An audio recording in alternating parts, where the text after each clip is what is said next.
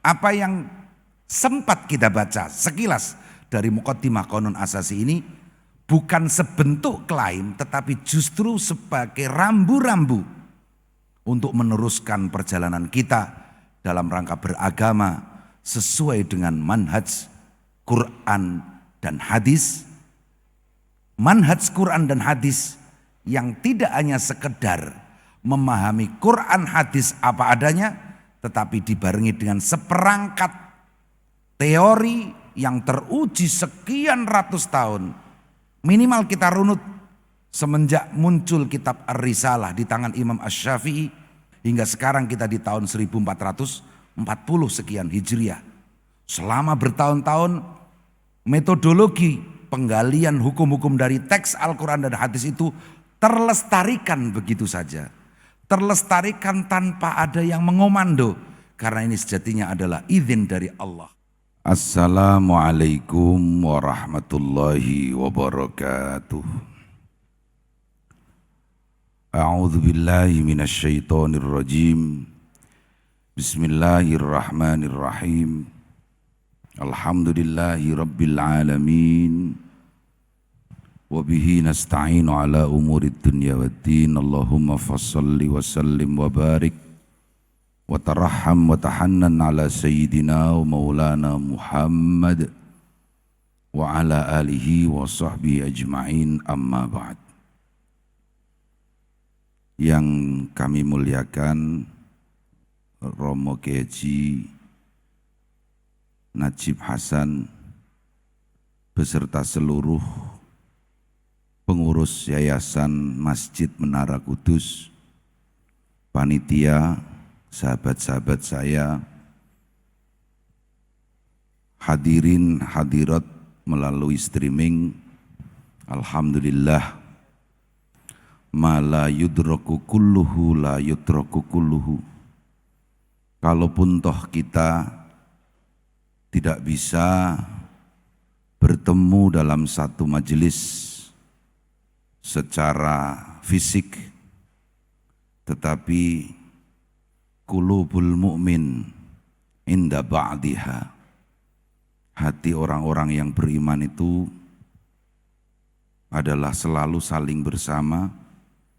Apalagi dengan perkembangan teknologi, kita masih bisa menyelenggarakan pengajian rutin pitulasan beserta tadarus Al-Quran. Alhamdulillah ala kulli hal. Salawat dan salam semoga senantiasa terlimpahkan ke baginda Rasulullah sallallahu alaihi wasallam. Semoga kita mendapatkan syafaatnya fi yaumil qiyamah, amin ya rabbal alamin. Hadirin hadirat yang berbahagia, sesuai di sini adalah al-mudarasah. Baru saja diperdengankan lantunan ayat-ayat suci Al-Quran. Dan karena memang syahrul Ramadan alladzi unsila fihil Quran, bulan Ramadan ini adalah bulan Quran, bulan diturunkannya kalamullah terhadap baginda Rasulullah sallallahu alaihi wasallam. Kita tahu sebagai umat Islam, pegangan kita tiada lain adalah Al-Quran dan tentu saja juga hadis. Hanya saja dalam implementasi sehari-hari, kita tahu bahwa Al-Quranul Karim itu meskipun ma li hadzal kitabi la yughadiru shaghiratan wala kabiratan illa ahsaha. Kelengkapan Al-Quran itu sebagai sebentuk ajaran memang tidak bisa diragukan lagi bagi setiap kaum mukminin. Tetapi ada dua tesa, ada dua narasi.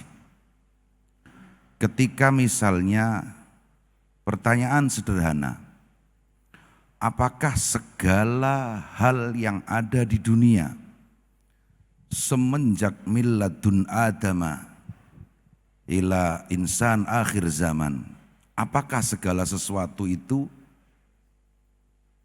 sudah tercantum di dalam Al-Quran? Pertanyaan sederhana. Saya kira jawabannya ada dua. Ada dua kecenderungan jawaban. Jawaban pertama, al-ijabah al-mashhunah bihamasatil iman.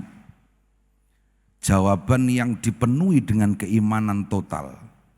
Sehingga kemudian dijawab, segala sesuatu pasti ada di dalam Al-Quran. Ini kecenderungan pertama. Kecenderungan kedua adalah yang mencoba lebih berupaya berdamai dengan kenyataan. Bahwa tidak mungkin Al-Quran sebagai teks, apalagi Al-Quran sudah selesai diturunkan dengan al-yauma akmaltu lakum dinakum ila akhiril ayah. Tidak mungkin jika Al-Quran itu bisa memuat segala hal yang ada di dunia ini. Jadi ma baina torofain, di ujung sana menyatakan segala hal pasti ada di dalam Al-Quran, tapi di ujung yang berseberangan segala hal tidak mungkin tercakup di dalam Al-Quran. Dari sini kita tentu paham bahwa istilah dualisme ifrad wa tafrid terlalu bermodalkan semangat keagamaan sehingga membuat orang cenderung mempercayai, mengimani bahwa segala hal harusnya sudah tercantum di dalam Al-Quran. Tetapi kalau kita fikir secara mendalam, tentu antara dua kecenderungan ini sama-sama utopisnya. Menganggap bahwa corona itu ada di dalam Al-Quran, apalagi dengan gegabah mencantumkan ayat waqarna fi buyutikunna, tanpa memahami pakai ilmu shorof bahwa waqarna itu adalah nunnya itu bukan asli kalimat.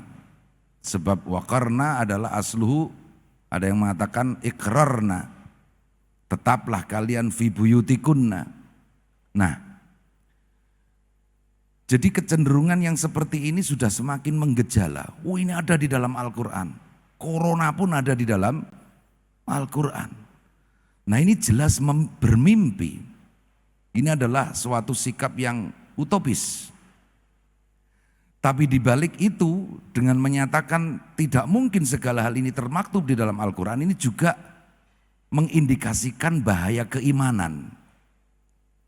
Sehingga kemudian cenderung pemikiran-pemikiran di luar ring-ring Al-Quran itu muncul subur.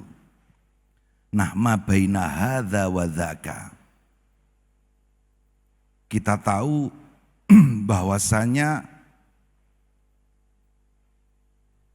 ulama-ulama usul fiqh menyatakan an-nusus intahat wal hawadis tajaddadat.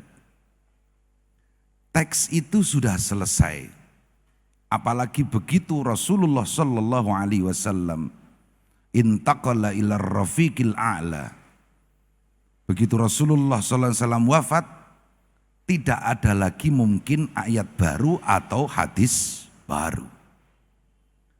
An-nusus intahat, sudah selesai teks-teks itu. Teks primer Al-Quran dan hadis. Tetapi pada saat yang sama al-hawadis tajaddadat. Peristiwa-peristiwa, kejadian-kejadian selalu bermunculan. Dan Allah nampaknya belum mau mengkiamatkan dunia kita ini. Nah, sekali lagi ma baina hadza wa dzaka, tentu harus ada upaya-upaya membreakdownkan, membumikan teks-teks Al-Quran dan hadis ke dalam perilaku kita keseharian. Sehingga karenanya Al-Quran adalah layak disebut sebagai the grand concept, konsep-konsep besar untuk kemudian difikihkan dalam arti muhakatun nusus ma'al waqi', dialektika teks Al-Quran dan hadis kepada realitas sosial yang ada. Inilah dalam rangka kita ikut bertabarruk dengan mudarasah Al-Quran, terbetik di hati saya muqaddimah Qonun Asasi Nahdlatul Ulama yang merupakan pidato Rais Akbar Kiai Haji Hasyim Asy'ari pada saat pendirian Nahdlatul Ulama. Kita merasakan, terutama di dunia media sosial, warga Nahdien atau dalam hal ini warga pesantren, sebab kita tahu pesantren adalah NU kecil, NU adalah pesantren besar. Nah, warga pesantren, warga Nahdien terutama dalam kancah dialektika media sosial sering terpojokkan dengan banyak tuduhan. Di antaranya tuduhannya adalah kaum pesantren ini kajian Al-Qur'annya dianggap nihil atau minim. Orang-orang pesantren dianggap terlalu asyik dengan kitab-kitab kuning. Taruhlah misalnya kita buka kitab fikih Fathul Qorib, Furudul Wudu'i Sittatun, dan seterusnya, seperti tidak pernah menyinggung Al-Quran. Nah, sehingga karenanya dalam pergaulan media sosial, Nahdien dan warga pesantren tercurigai jauh dari Al-Quran. Apalagi kemudian ketika mulai muncul istilah-istilah nyinyirisme, yang diantaranya adalah Ustadz Nyunnah. Kita melihat sekali lagi di dunia media sosial, kaum pesantren seperti tertuduh sebagai kaum bid'ah. Ini memang suatu diskursus yang sudah lama, tetapi selalu al-qadim al-mutajaddid, hal lama yang selalu terperbarui. Belakangan misalnya muncul meme-meme sederhana, ciri-ciri masjid sunnah.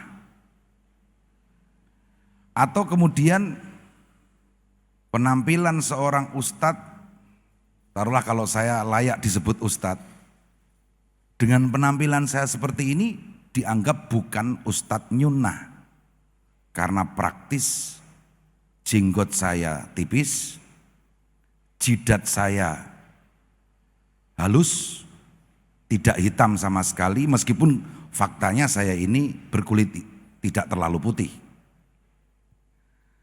Stigma-stigma bahwa NU itu tidak Qur'ani dan juga tidak ahlus sunnah.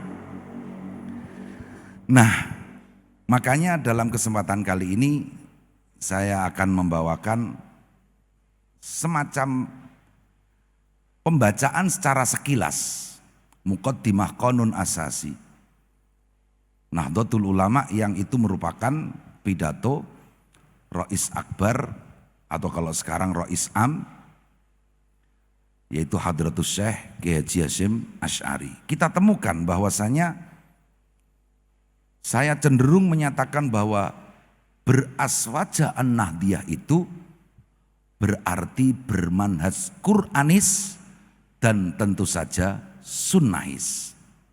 Kita buktikan.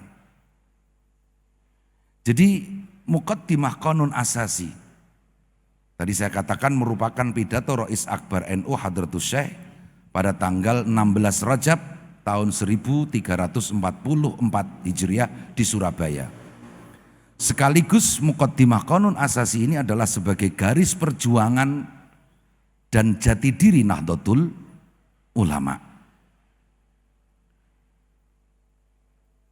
Saya tidak ingin mewakili siapa-siapa, tetapi minimal meskipun sebelumnya saya punya keyakinan, hingga pun kitab yang tadi saya sebutkan Fathul Qorib tidak pernah menyitir satu ayat pun. Tapi saya yakin apa yang tertulis di dalam kitab-kitab fikih, kitab-kitab kuning pesantren pada umumnya, semuanya yamba'u minal Qur'an wal hadis, bersumber kepada Al-Quran dan hadis. Saya yang sudah punya keyakinan seperti itu, bahwa apa yang kami pelajari di pesantren-pesantren itu semuanya pasti bermuara kepada Al-Quran dan hadis, meskipun kitab-kitab reguler di pesantren itu bisa dianggap hampir tidak pernah menyebutkan secara jelas Al-Qurannya mana, hadisnya mana. Saya yang seperti ini pun terbengong-bengong ketika membaca Muqaddimah Qanun Asasi yang mana diawali dengan penukilan lebih dari 40 ayat Al-Quran dan sejumlah hadis nabawi. Slide yang kedua setelah itu. Jadi diawali dengan penukilan lebih dari 40 ayat Al-Quran dan sejumlah hadis nabawi. Menarik sekali ayat-ayat yang dinukil oleh Hadratus Syekh tidak berurutan seperti urutan mushaf, tapi seperti sporadis. Misalnya diawali dengan surah Al-Furqan, tiba-tiba Al-Baqarah, tiba-tiba Al-Mumtahinah, tiba-tiba Fatir, tiba-tiba sporadis dalam pencantuman ayat Al-Quran di dalam Muqaddimah Qanun Asasi. Nah, tetapi sejatinya urutan yang tidak sesuai dengan urutan mushaf ini sejatinya mengisyaratkan kepada urutan dasar pemikiran dibentuknya Nahdlatul Ulama. Dalam bahasa yang sederhana, dua orang berdebat. Mana dalilnya kamu tahlil? Belum dijawab sudah diberi pertanyaan berikutnya. Dalam tahlil kok orang suka memutus-mutus beberapa ayat Al-Quran. Ini kan sesat sendiri. Padahal kalau kita mau membaca sistematika keilmuan penggalian hukum-hukum Islam dari Al-Quran, kita tahu bahwa urutan ayat di dalam mushaf sama sekali tidak mencerminkan urutan kronologi turunnya ayat. Sebab kita tahu ayat pertama di dalam mushaf adalah Bismillahirrahmanirrahim Al-Fatihah, sedangkan ayat terakhir di dalam mushaf adalah minal jinnati wan nas. Padahal kronologinya kita tahu ayat pertama yang turun adalah Iqra. Sedangkan ayat terakhir diyakini sementara mayoritas ahli ulumul Quran adalah al-yauma akmaltu lakum dinakum. Ada lagi yang contoh yang sangat krusial yang semoga mereka yang selama ini hanya memahami Al-Quran dari terjemahannya semoga tidak shock. Ayat tentang iddah. Iddah seorang istri yang ditinggal suaminya wafat. Kalau kita buka di dalam mushaf urutannya adalah, kita tahu mayoritas ulama usul fikih menyatakan dulu iddah seorang wanita yang ditinggal mati suaminya adalah 1 tahun. Kemudian belakangan menjadi 4 bulan 10 hari. Kalau kita merujuk kepada urutan mushaf, maka kita harus terbelalak mata kita. Sebab ternyata ayat yang urutannya terlebih dahulu di mushaf itu adalah iddah 4 bulan 10 hari. Walladzina yutawaffawna minkum wa yadharuna azwajan yatarabbasna bi anfusihinna arba'ata asyhurin wa asyra. Ini urutan mushafnya begitu. Setelah itu beberapa ayat baru ada walladzina yutawaffawna minkum wa yadharuna azwajan wasiyatan li azwajihim mata'an ilal haul. Jadi kalau kita hanya memahami Al-Quran apa adanya, sekedar dari urutan mushaf, semestinya kita menyatakan bahwa dulu iddah itu 4 bulan dan kemudian diganti menjadi 1 tahun. Konsekuensi logisnya seperti itu kalau kita hanya berpegang teguh terhadap urutan di dalam mushaf.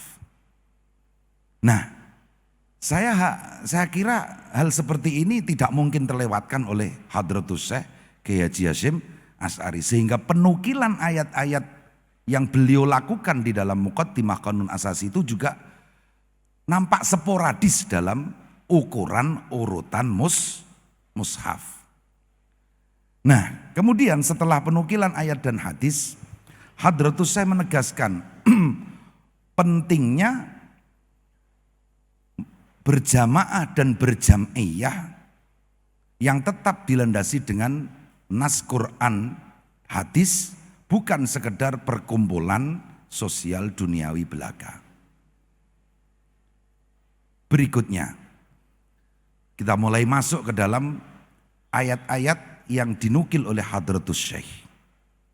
Memang tidak semua ayat kami baca, karenanya judul kami adalah membaca sekilas. Tapi insya Allah meskipun membaca sekilas, bukan qiraah mustaw'ibah, paling tidak kita menangkap isyarat-isyarat jelas, pokok-pokok pemikiran dari Hadratus Syekh dalam Muqaddimah Qanun Asasi itu. Menarik sekali ayat pertama yang dinukil adalah Tabarakalladzi nazzalal furqana ala abdihi liyakuna lil alamina nadhira. Ayat pertama mencantumkan bahwa segala sesuatu yang ada di dalam Muqaddimah Qanun Asasi ini harus diawali dengan Al-Furqan. Tabarakalladzi nazzalal furqana ala abdihi liyakuna lil alamina nadhira. Kemudian disambung dengan ya ayyuhan nabiyyu inna arsalnaka syahidan wa mubasysyiran wa nadhira wa da'iyan ilallahi biiznihi wa sirajam munira. Wahai Nabi, engkau diutus oleh Allah syahidan wa mubasysyiran wa nadhira dan wa da'iyan ilallah. Da'iyan ilallah. Jadi sehingga karenanya bahwa NU itu jelas pertama kali memang bersumber dari Al-Quran.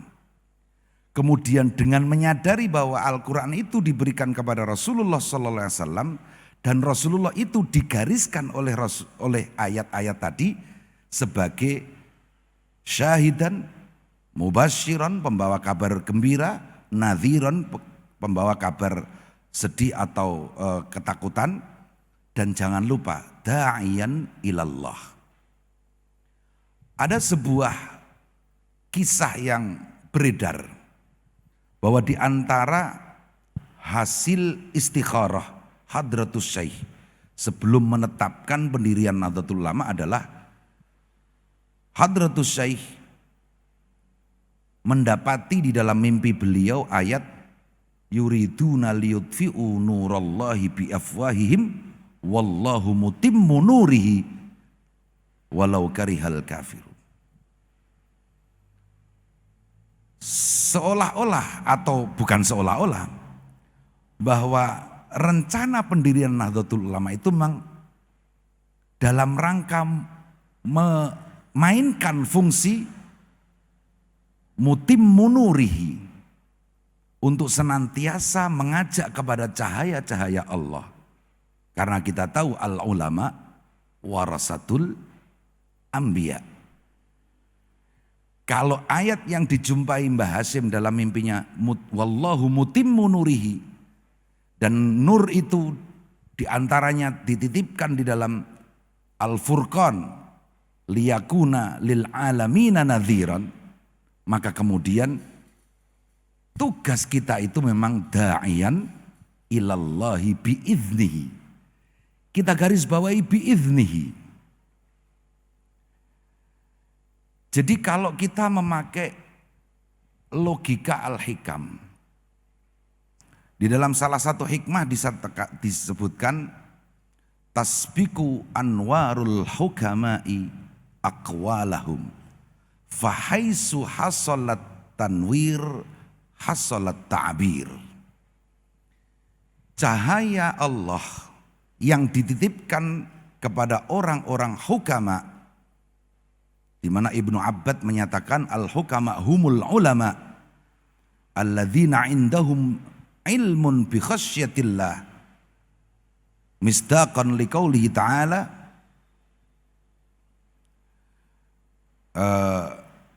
innama yakhsyallaha min ibadihil ulama, bahwa ilmu itu harus mengajak kepada khasyah kepada Allah. Kita lihat menurut logika hikam bahwa ulama itu sebelum menyampaikan ayat-ayat Allah, hadis-hadis Rasulullah atau lengkapnya sebelum menyampaikan dakwah itu sudah didahului oleh cahaya Allah. Cahaya Allah inilah yang membuka hati para pendengarnya sehingga kita lihat, kita saksikan, kita rasakan bersama makalah-makalah ulama ini terasa seperti ada nilai-nilai yang begitu masif, yang begitu abadi di hati kita. Karena memang sebetulnya mereka itu da'iyan ilallahi biiznihi. Makanya wahaisu wasalat tanwir, sekiranya ulama itu sudah mendapatkan cahaya dari Allah, dan itu artinya ulama itu diberi izin oleh Allah untuk mendakwahkan agama Allah, maka disitulah hasalat ta'bir. Ulama-ulama itu bisa menyampaikan dawuh-dawuh Allah, menyampaikan sabda-sabda baginda Rasulullah Sallallahu Alaihi Wasallam dengan seizin Allah, bukan dengan seizin tim kreatif. Jadi kalau kita melihat dakwah di media sosial itu, seorang dai tiba-tiba naik daun, itu kan terserah yang menguploadnya. Makanya kemudian seringkali kita rasakan bersama ada banyak narasi-narasi kontradiktif.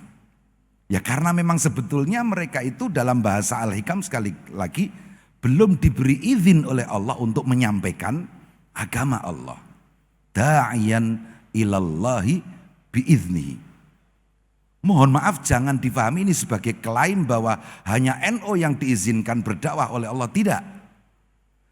Tetapi ini sebetulnya justru mengindikasikan bagaimana kita juga harus berupaya mendapatkan izin dari Allah sebelum kita berdakwah. Bukan kok bagaimana kita mendapatkan izin dari orang yang berkompeten di dalam media sosial sehingga siapa yang bisa berdakwah di media sosial adalah seizin adminnya, bukan seizin Allah. Jadi sekali lagi jangan dipahami Bahwa dengan ini ada klaim hanya NU yang diizinkan Allah. Siapapun akan diizinkan Allah. Tapi justru kita harus lebih memahami bahwa bagaimana kita harus berusaha mendapatkan izin Allah terlebih dahulu untuk kemudian kita berdakwah menyerukan agama Allah. Kita lanjutkan. Berikutnya ditegaskan, wa anna hadza sirati mustaqiman fattabi'uhu wa la tattabi'us subula. Ini isyarat yang luar biasa di mana Mbah Hasyim Asy'ari menyadari betapa subul, jalan-jalan, mazhab-mazhab, aliran-aliran itu begitu banyak beredar, berseliweran di masyarakat. Sehingga kita harus kembali kepada wa anna hadza sirati mustaqiman wa la tattabi'u as-subula fatafarraqa bikum an sabilihi. Kita harus kembali supaya tidak tersesat jalan. Maka jangan sembarangan kita mengikuti mazhab-mazhab, jangan sembarangan kita mengikuti subul-subul, jangan sembarangan kita mengikuti tren-tren, jangan sembarangan kita mengikuti aliran-aliran. Pertanyaan sederhana, terus aliran manakah yang bisa kita ikuti?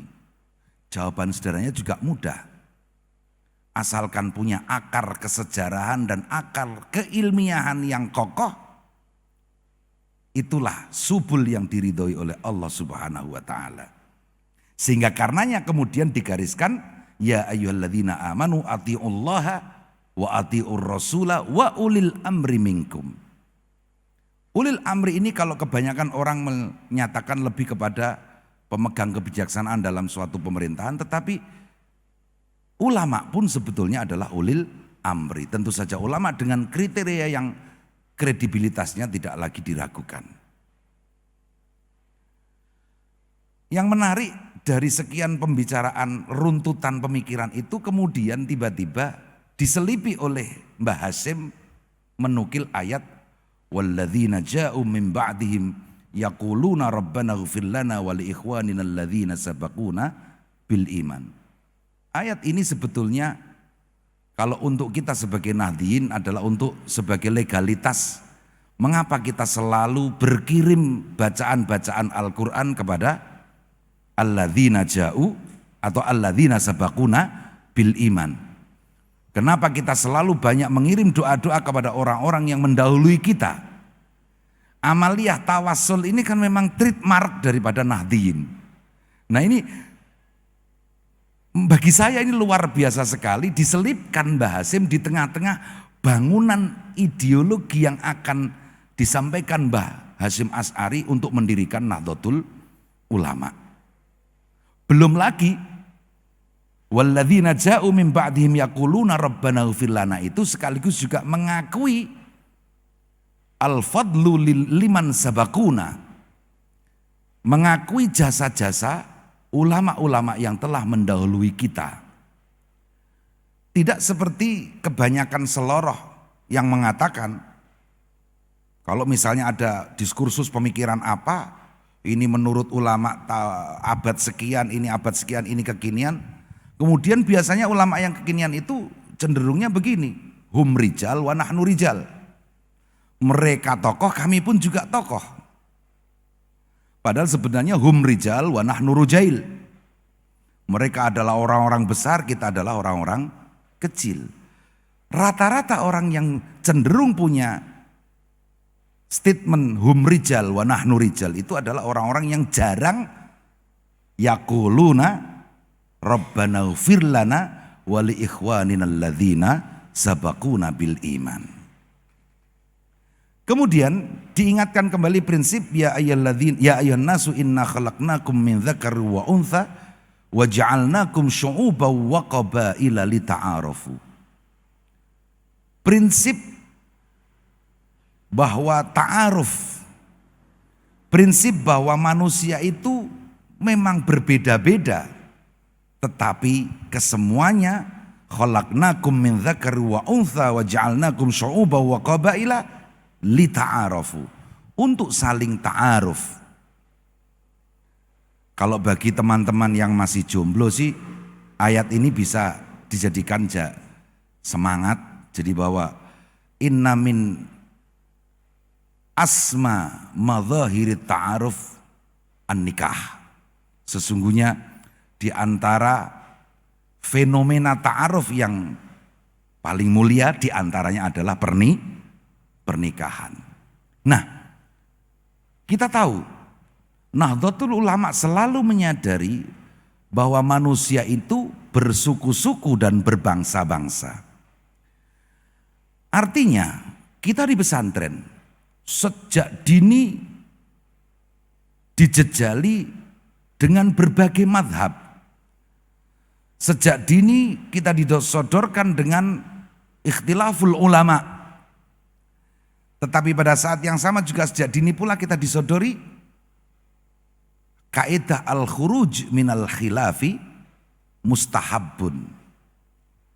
Bahwa kecenderungan Nahdlatul Ulama itu tidak semata-mata mentarjih, memenangkan satu pendapat di antara pendapat yang lain. Sebab kalau menurut Al-Qarrafi, at-tarjih itu biasanya cenderung ke at-tajrih, melukai. Memilih salah satu dari dua pilihan itu kan pasti terjadi upaya melukai yang tidak dipilih. Nah, makanya di dalam dunia pesantren yang banyak disoroti itu adalah at-taufiq bainal adillah, mengkompromikan yang mana itu merupakan sebentuk cara untuk al-khuruj minal khilaf, keluar dari perdebatan. Jadi bahwa perdebatan adalah keniscayaan, tetapi kita juga harus nahnu ala mustawa hadal ikhtilaf bihaisu, sekiranya kita itu harus berusaha bukan berdiri di atas semua golongan, tidak, tetapi at-taufiq baina al-adillah, at-taufiq baina al-madzahib al-ukhar al-mukhtalifah. Kemudian langsung kita lanjutkan kepada ayat fas'alu ahla dzikri in kuntum la ta'lamun. Lagi-lagi saya harus menggerutui media sosial. Betapa fenomena istifta, bertanya untuk mendapatkan fatwa ketegasan hukum, itu sudah sejak lama amburadul. Apalagi dengan adanya talk show. Digambarkan ada seorang pendai, talk show, interaktif, audiens bertanya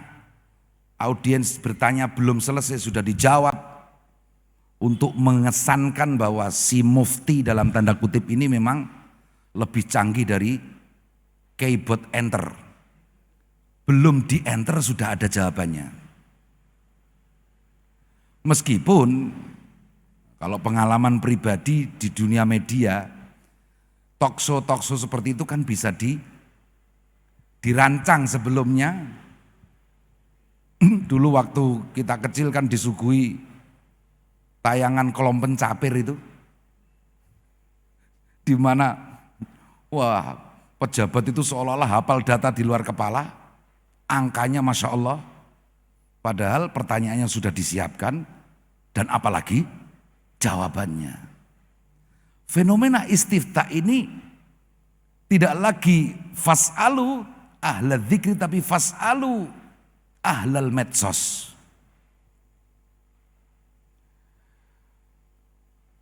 Fakta di lapangan saya menjumpai ibu-ibu muslimat seringkali ketika kami pengajian di kampung-kampung, putranya disekolahkan di sekolah-sekolah yang Masya Allah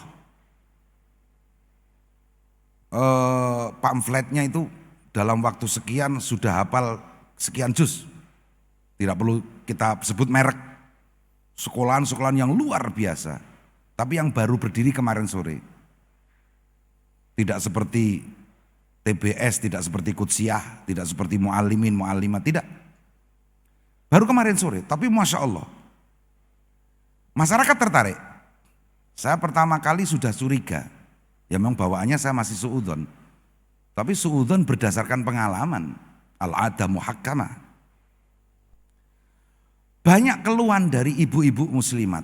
Tiba-tiba datang dari perkumpulan muslimat tahlilan di rumah. Sudah dicegat sama putranya. Dari mana ibunda? Tahlilan nak? Mana dalilnya? Terus kemudian sang ibu bingung. Kamu kok punya pertanyaan seperti itu? Kenapa anakku? Anaknya, Bu, sudahlah. Ini loh, dibukakanlah media sosial. Tahlilan itu sesat. Terus sang ibu berusaha memahami apa yang termaktub di dalam media sosial.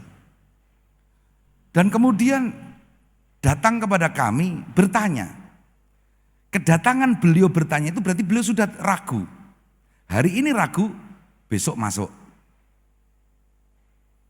Jadi lebih percaya media sosial, lebih percaya kalau dalam bahasa guru kita Kiai Mustafa Bisri Rembang, lebih percaya dengan kiai kotak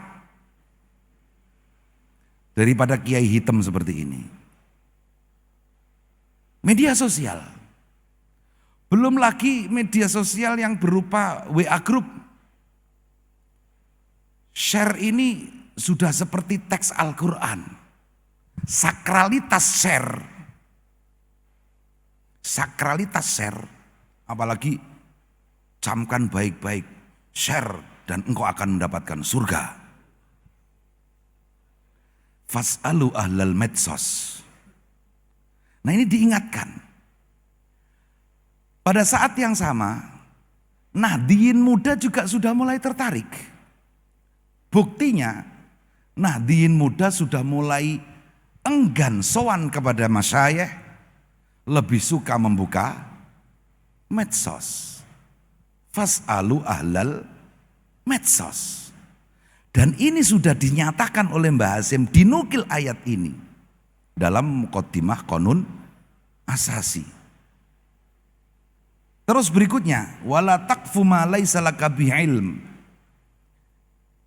Kita dapati dakwah di dunia media sosial itu taqfu ma laisa laka bihi ilm. Cenderung membahas hal-hal yang meskipun dia sendiri tidak punya ilmu sama sekali. Sudah semenjak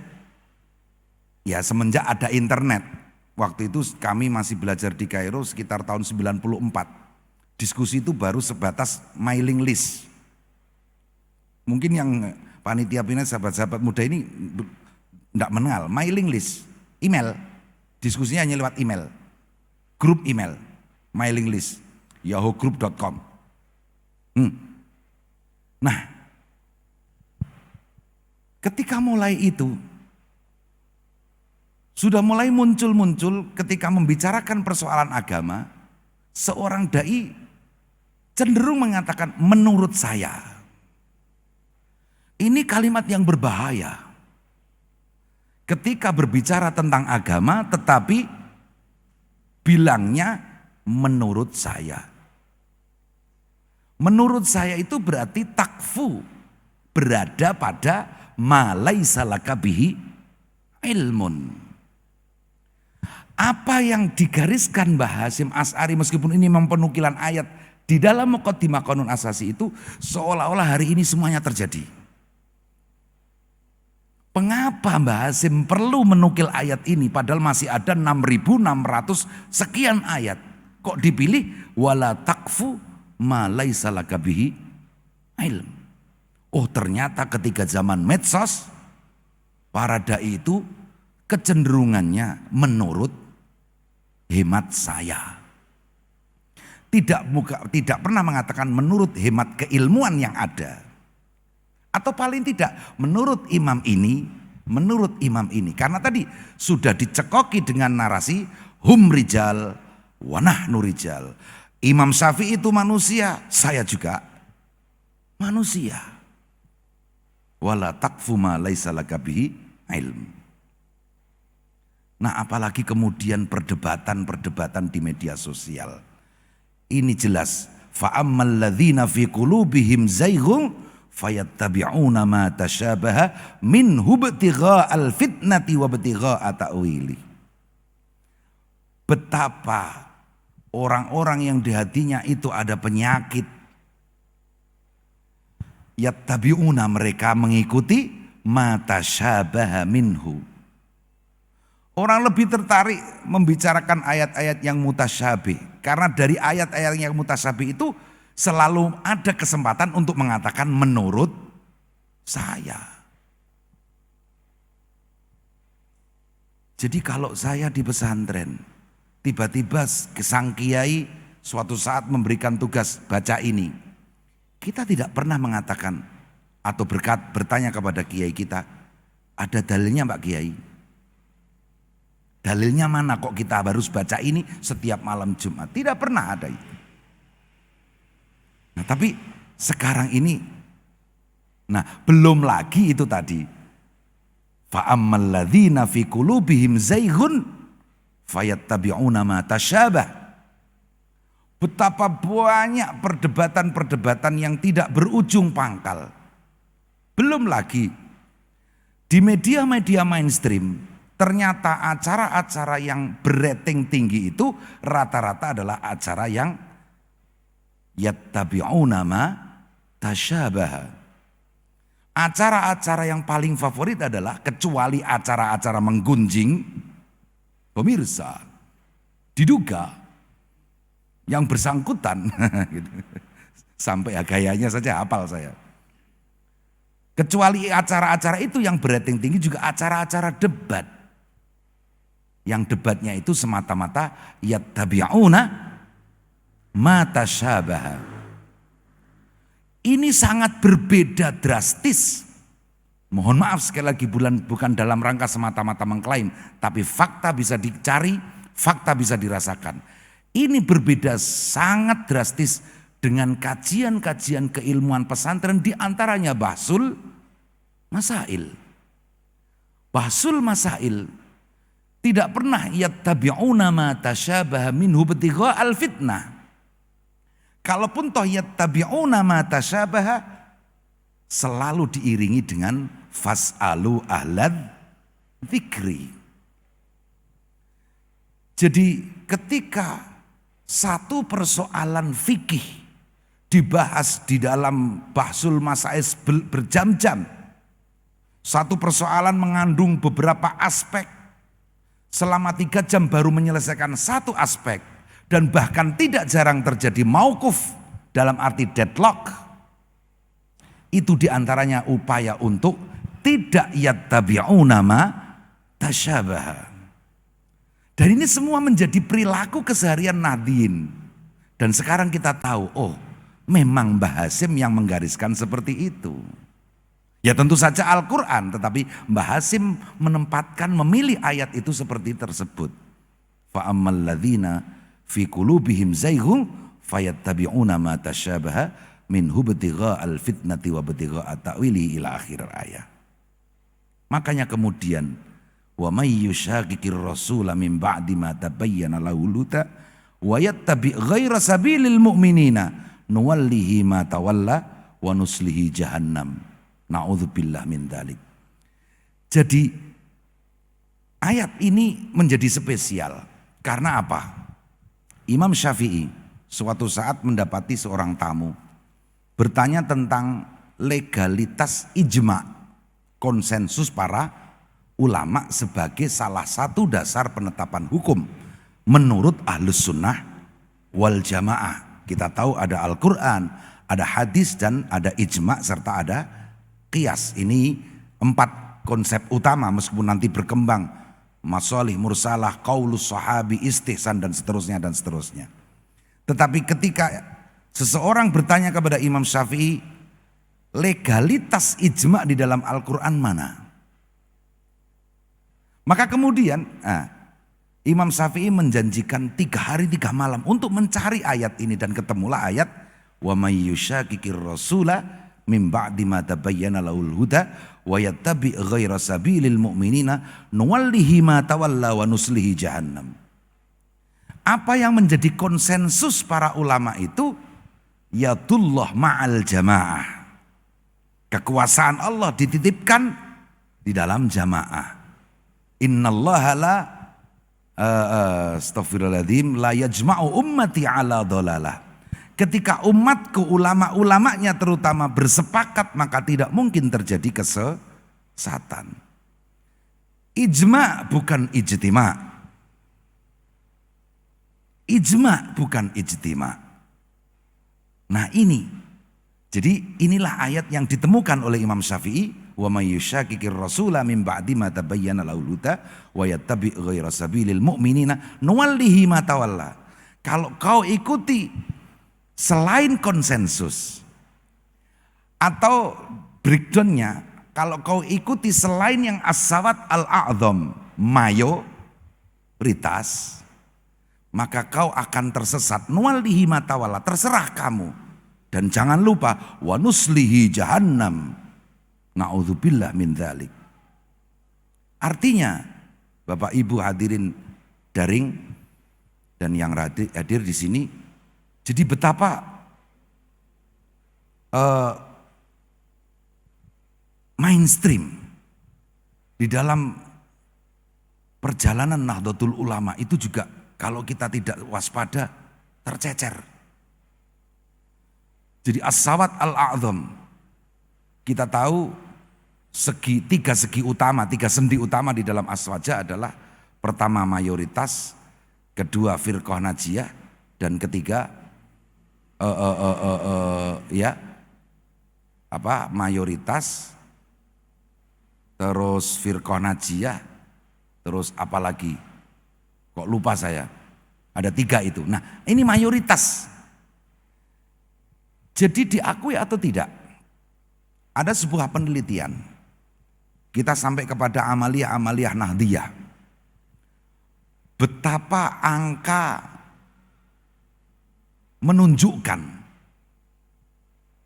sekian puluh di atas 80% kaum muslimin di Indonesia ini mengamalkan tahlil. Sekian puluh persen, sekitar 88% suka ziarah kubur. Jadi kalau ada suara minor, kalau itu kita turuti terus, ya makanya nanti nuwallihi ma tawalla, kita akan tersesat. Kita akan terjauh dari walladzina yaquluna Rabbana ighfir lana wa li ikhwanina alladzina sabaquna bil iman. Kemudian pada akhirnya wattaqu fitnatal la tusibanna alladzina zalamu minkum khassah. Kita tahu lagi-lagi dunia media, tidak hanya media sosial, tumpang tindih, tadaffuqat, tarokumat, akumulasi berita-berita hoax, berita-berita hasil framing sudah seperti tidak bisa lepas dari media kita. Kalaupun toh kemudian ada upaya-upaya turn back hoax, melawan hoax yang ada, dan kita tahu hoax itu adalah fitnah, tapi kemudian jarang di antara kita yang waspada terhadap bentuk baru framing berita. Di mana secara sederhana saya gambarkan ada beberapa fakta bisa dicek, tetapi kemudian fakta-fakta yang sebetulnya tidak berhubungan itu dijahit, di framing menjadi sebuah berita. Nah, makanya Mbah Hasim juga sepertinya sudah mengantisipasi. Waspadalah fitnatal la tusibanna alladzina zalamu minkum khassah. Waspadailah berita-berita fitnah-fitnah yang tidak akan mengenai mereka yang menyebarkan, tapi juga akan mengenai semuanya. Dan kemudian jangan lupa Mbah Hasim berpesan dengan sebuah ayat, ya ayyuhalladzina amanu Qu anfusakum wa ahlikum nara.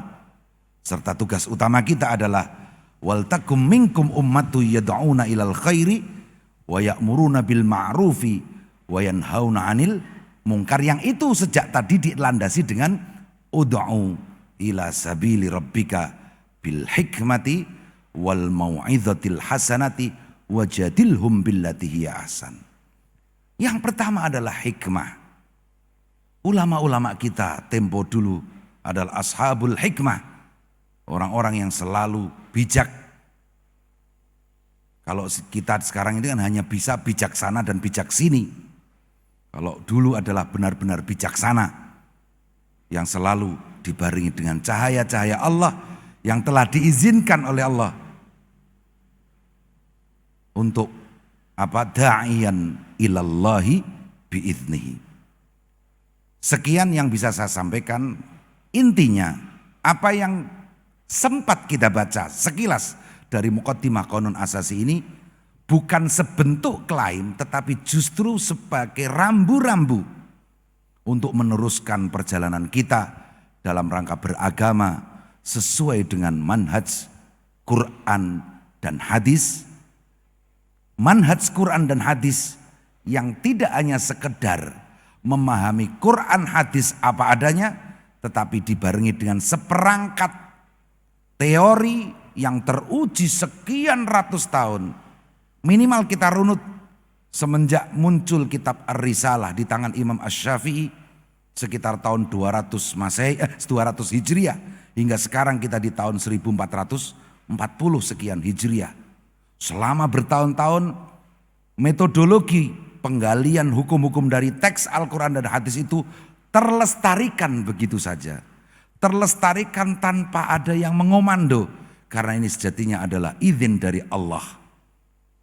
Saya kira tidak pernah kita mendengar antara satu pesantren dengan pesantren yang lain sepakat, di tempat kamu fikih syafi'i saja ya, saya juga fikih syafi'i. Tidak pernah ada seperti itu. Tetapi yang namanya pesantren itu seolah-olah sudah ada pakem, seolah-olah sudah ada skenario yang itu berjalan begitu saja. Kalau dalam bahasa ekonomi seperti ada the invisible hand yang menggerakkan. Tangan-tangan yang tidak nampak, yaitu kekuasaan Allah yang memberi izin. Yuriduna liyutfi'u nurallahi biafwahim wallahu mutimmu nurihi. Allah akan tetap menyempurnakan cahayanya, menyempurnakan agama hingga hari kiamat. Inna nahnu nazzalna dzikra wa inna lahu lahafidun. Saya kira itu saja yang bisa saya sampaikan. Kurang lebihnya mohon maaf, mohon doa restu, dan sekaligus semoga apa yang selama ini melanda kita segera dicarikan solusi yang terbaik menurut Allah, bukan menurut kita. Meskipun kalau sekali lagi memakai teori hikam, terkadang kita malu.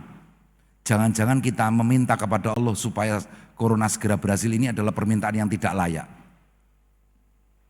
Jangan-jangan Allah memang menghendaki seperti ini. Makanya sebetulnya kita ini lawan corona atau berdamai dengan corona. Inilah kita hanya bisa memohon semoga yang terbaik segera diberikan oleh Allah kepada kita. Terbaik menurut Allah pasti terbaik menurut kita. Amin ya rabbal alamin. Hadanallahu wa iyyakum. Wassalamualaikum warahmatullahi wabarakatuh.